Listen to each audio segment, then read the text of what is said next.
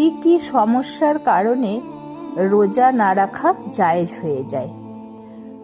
উত্তর, সফর অর্থাৎ মুসাফিরের সফর অবস্থায় রোজা না রাখা জায়েজ আছে, তবে যদি সফরে কষ্ট না হয় তাহলে রোজা রাখা উত্তম। অসুস্থতা অর্থাৎ এমন অসুস্থতা যাতে রোজা রাখার শক্তি থাকে না অথবা অসুস্থতা বেড়ে যাওয়ার আশঙ্কা হয়।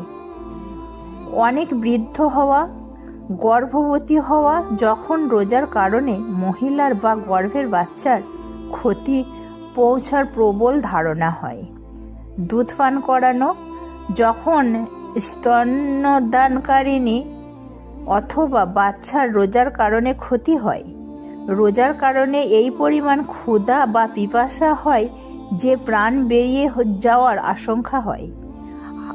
হায়েজ নেফাস অবস্থায় রোজা রাখা জায়েজ নেই।